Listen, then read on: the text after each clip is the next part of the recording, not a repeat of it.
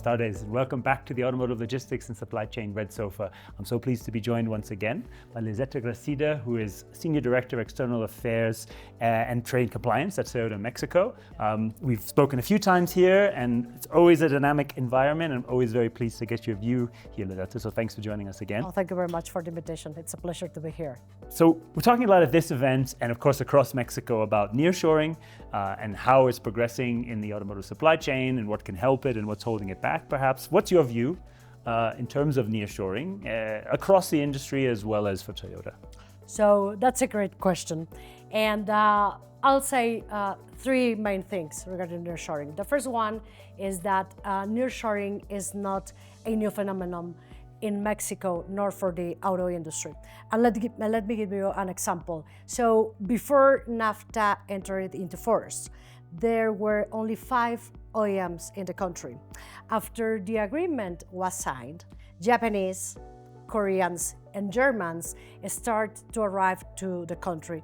And not only the automakers, but also an extensive network of suppliers and other industries related to the auto sector. That's the first one. The second one is that this new wave of nearshoring in Mexico has been determined by 2 factors in our view. The first one is the geopolitical situation among the US and China.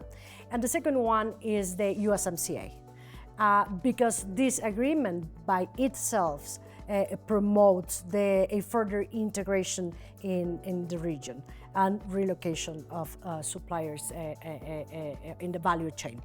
And the third one is that nearshoring is a historic opportunity for Mexico. We do believe that, no doubt. However, there are things that concern. The first one is that the levels of FDI, the foreign direct investment in the country, are basically coming from companies that are already established in Mexico. So brownfield investments. The new investments are quite low. The second thing is that the attractiveness of Mexico needs to improve. So the Savills Nearshoring Index that you may know ranks Mexico in 15th place, while Vietnam, which is 18,000 nautical miles away from the port of Los Angeles, is ranked in number 1. So if Mexico wants to fully capitalize on the opportunities that this new wave of nearshoring is bringing to the country, we believe that Mexico needs to address challenges such as the logistics infrastructure, the energy, clean energy availability, digital connectivity, human capital development, trade facilitation. So those are our views on nearshoring. Absolutely, I think you put it so well. If I could just look at one part of this, the automotive supply chain to address, and as you mentioned, brownfield investments we see from the OEMs. We probably also see reasonable investments from tier 1s. Do we see it, or are we seeing enough from tier 2, tier 3? And if we're not, what are ways that the government can, or that the country can address that?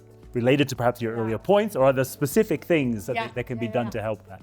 So, talking about investments, a good news that I want to share is that last week we announced an investment of $1.4 billion in our 2 plants in Mexico for the production of the new generation of the pickup Tacoma and the hybrid electric version of this model. This is a sign of the commitment, the long-term commitment that we have with Mexico and with the communities where we are operating. Now, talking about suppliers tier 2 and tier 3, I think that we must have in mind 2 things. The first one is that these suppliers are smaller structures when you compare them with tier 1, which are global companies in most of the cases. So these structures, well, are limited in terms of headcount. They are even financially speaking in different conditions to the other suppliers. And also they are exposed to foreign exchange volatility or to cash flow issues. Given that they have these smaller organizations, sometimes it's quite difficult for them to understand regulations and to be able also to meet them. So I think that is one point to take into consideration. The second one, and to be very honest, is that they haven't had any industrial policy really focused on their sustainable development and growth in the country. To give you an example, for a Tier 2, Tier 3 company to get a VAT certification to avoid the cash flow issue, it's a nightmare. It's impossible almost to get it. And if they get it, to manage, because they would need an army to have the controls and to comply with the regulations. Also, if they want to have a certification for regarding the security in the supply chain to have access to the benefits of fast lanes or others, the same. The requirements are very tough for them to comply because of the size. So I think that if Mexico, and this is related to the first question of the nearshoring, if Mexico wants to attract the investments of this Tier 2, Tier 3 in Mexico, it is of the essence to work on the policy that they need and to simplify these processes and remove administrative burdens that are hurting these suppliers in the value chain. Absolutely. That trade facilitation, as you mentioned, the compliance paperwork alone, as you need a whole army to address it. A lot there we can address, or we would go deeper in. But another, of course, big topic, and one that definitely comes with uncertainty that we can't possibly fully address here. But nonetheless, we do know USMCA is up for review in 2026, and that regardless of who had won the US election, there would have been potentially some pretty serious renegotiation. Leaving aside what we don't know about the new upcoming administration, what are some of the things we might expect? We might expect to change or advance further, and can the industry take some measures ahead of time to sort of be prepared for that? It's a difficult question, and it's unpredictable. But now, first of all, I would like to give a little bit of context regarding the USMCA. So during 2018, as you may recall, the NAFTA was renegotiated. And the rule of origin for autos was open and faced several changes, such as the increase in the regional value content from 62% to 75%. Also, specific requirements regarding steel, aluminum, and labor percentages, which makes this rule for the auto industry it's very stringent. I can say that is the most stringent in any free trade agreement in the world. Now, having said that, as a note, Toyota has been working diligently since 2018, not only internally, but also with our suppliers to meet these new requirements.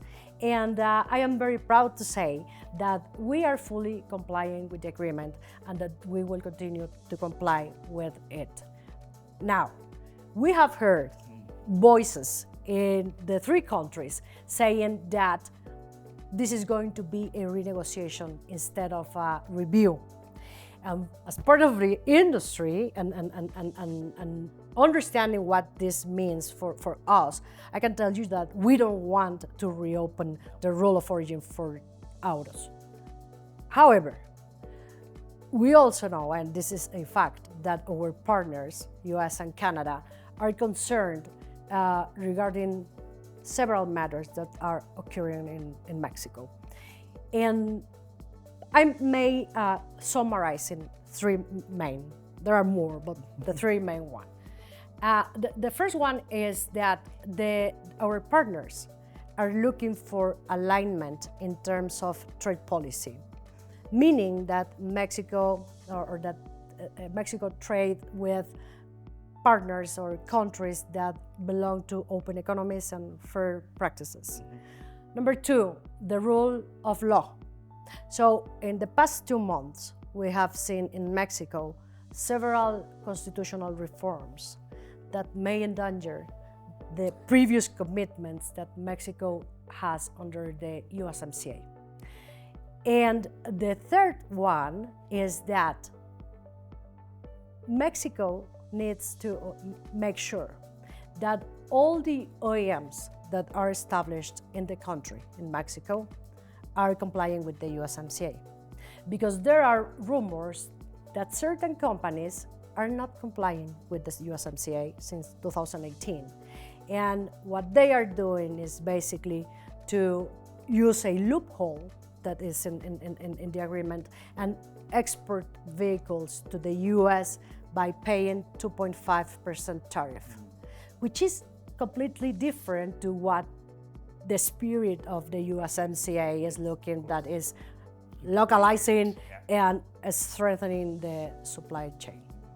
So we can at least expect to try to address those loopholes and other measures that are taken. A big topic, one we're going to be talking about a lot for the years to come. Another big topic, especially here at this event, and you alluded to it right in your first answer, the logistics and the role that logistics can play in helping to support localization. If you were to look at where you think the government should prioritize investment or addressing an infrastructure, be it on the transport or energy side, again, we could talk all day about it, but what would you set as a priority to help, that would help the automotive industry? Yeah, no, and this is a matter that we have discussed at length for years. Yes. And to be honest, there is not progress. There is a little progress, I say, on it. So, in our view, it is very important to start immediately working on a master plan that address these challenges. Infrastructure, or logistics infrastructure, we know that the ports continue to be saturated. We need to expand those ports and create new ones if necessary. Also, the energy thing that is critical for the auto industry, and I will expand on this. Third, the connectivity, 5G. We need 5G network if we want to remain as a key global competitor. I'll say also the trade facilitation and the custom systems modernization. And I could say many challenges that should be under this master plan. Going to the energy matter. So, as you know, most of the private sector has committed to carbon neutrality. And to achieve it, we need access to not only clean energy, but also sufficient and affordable to protect competitiveness. So, Toyota, for instance, is committed to achieve carbon neutrality by 2050. And for that, the access to this is key. So if you think in the future, if Mexico does not provide these conditions, what is going to happen is that companies, when are making these feasibility studies to expand their operations or to invest in new plants, will look to other places that really offer or give these conditions so that they can comply with the global goals. So that's regarding energy. Regarding, for instance, the rule of law, which is something important in this infrastructure issue, because we have been or we have faced many blockades by protesters. Yesterday night, Lázaro Cárdenas Highway was blocked, and this morning Nuevo Laredo also happened. Entry points, exit points. Yes. The same. The main two exit points of this country for trade. So, and this, of course, disrupt the supply chain and complicates the operations, and also hurt the competitiveness of the industry. So I think that it is again very urgent, because we are late. We have discussed this a lot of during many years, to start developing and implementing this master plan and determine specific goals and long-term goals, but with milestones, so that they can, a Mexican government can follow up. And of course, the collaboration with private sector and the key stakeholders, so that this thing can really move forward. Finally, Lizette, you've given us a lot of really honest insight, and some of the things we've talked about before: the need for a master plan for logistics and for energy, the need for focus on some of these trade compliance things, the uncertainty, and some of it we haven't seen progress in, right? So that is a fact. But are you an optimist or are you pessimistic when you look forward, and why? So as I mentioned, we do believe that Mexico is facing a historic opportunity, and that if these challenges that we discussed are addressed, is going to be, or Mexico will take this advantage. And I am optimistic, and Toyota is optimistic that in the sense that this new administration will work to solve them. And of course, we are committed to continue collaborating with the government to provide them data, also share best practices or examples of public policy that has been successful in other regions or countries. As a global company, we have this ability and this knowledge and expertise that I think could be valuable for the government to better understand and apply the best methodology or the best models in Mexico. Well, I think you laid out so well. You certainly give me optimism, even if the challenges ahead are significant. And obviously, Toyota's investment is more than a sign of support and optimism ahead. Lizette, thank you so much for sharing with us here, joining me again at the event and on the red sofa. And we look forward to following all of these issues with you in the years ahead as well. Thank you so much. Thank you very much.